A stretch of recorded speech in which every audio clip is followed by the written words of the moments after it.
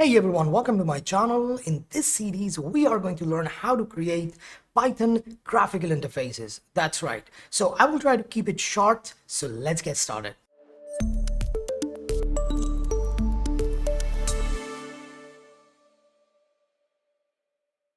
So the first thing you have to do, you have to go ahead and create a Python project, and you can use any editor that you want. I'm using Pycharm because it's a little bit easy to use that because it creates the virtual environment for you. So here, my project name is Python_GUI. So once I have that, what I can do is I can go to File, I can go to Settings, and then in the project, I can go to Python interpreter and add, and then here I'm going to write Pyvisual. So this is the Pyvisual library. I can simply go ahead and install. So you can install the latest version for that. So once the installation is done, you can simply go ahead to pyvisual.co and you can go ahead to register. So here I can click on register and I can write my name, email address, password, and register. Once you register, you have to confirm your email, and then you can go ahead and come back to login, and then you can write your login credentials. So now we are going to simply go ahead and create a new project. And the first thing I like to do is to name our project. So the name of our project will be initial settings, or let's call it setup. So that is the name of our project. And here you can see we have multiple options of pages. We don't want that yet, so we will hide that.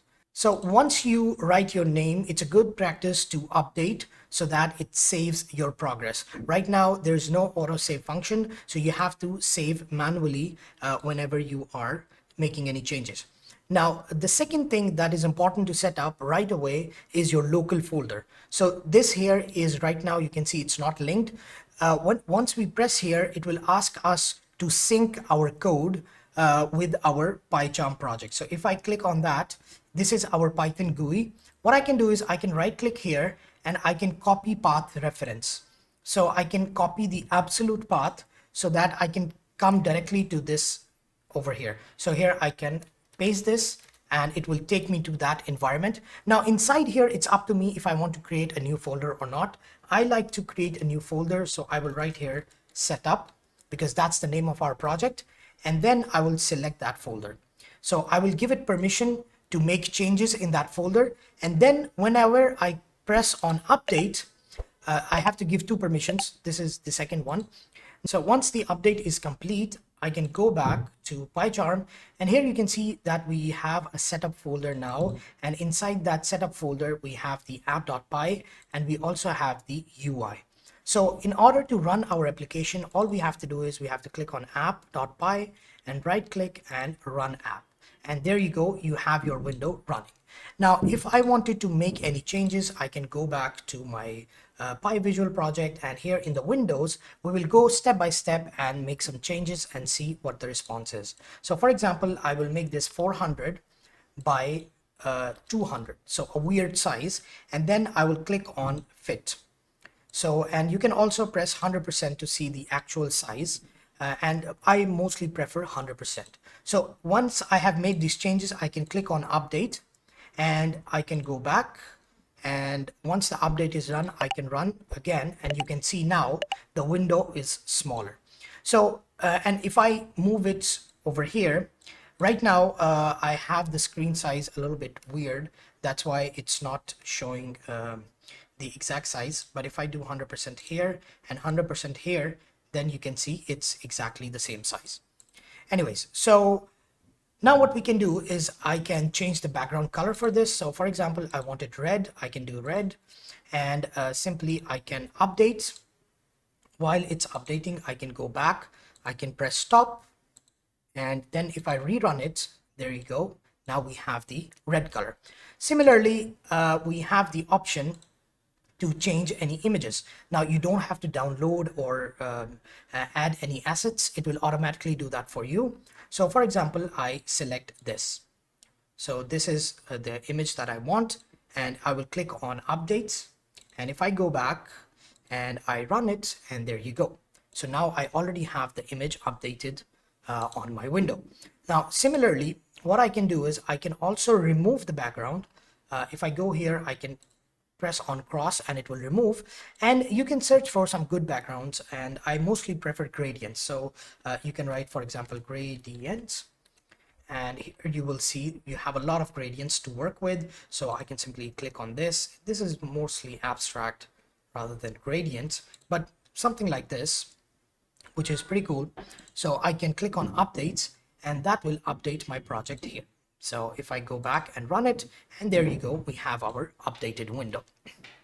Now, apart from this, if you wanted to change the link, you can click on this and change the link of the folder. So we call this autosync.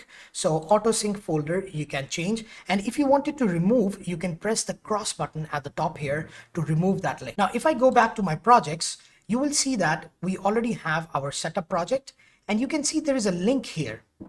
The green link basically tells you that you have already linked this to a folder.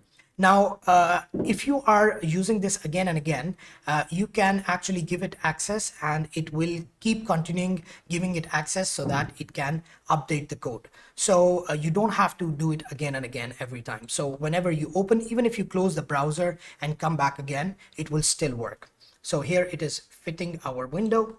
So that's the basic idea. Now let's go ahead and quickly look at what exactly is inside our code and what files are generated so that we have a good understanding of how the code works.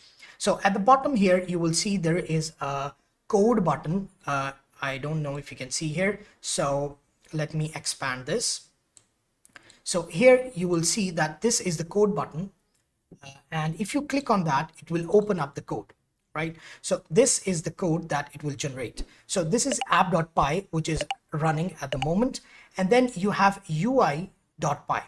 UI.py basically handles, it's the manager that handles the UI of different pages.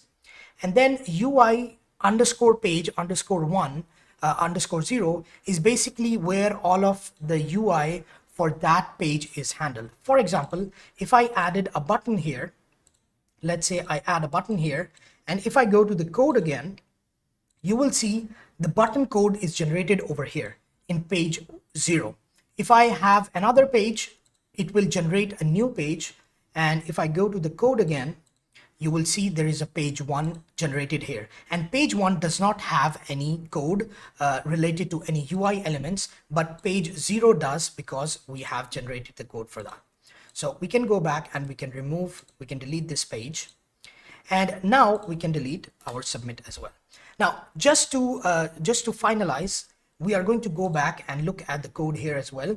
So here in the setup folder, we will have our assets. So if we were using a background image, so that background image will show up here. It will get replaced here. If we were using any fonts or anything, that will download over here.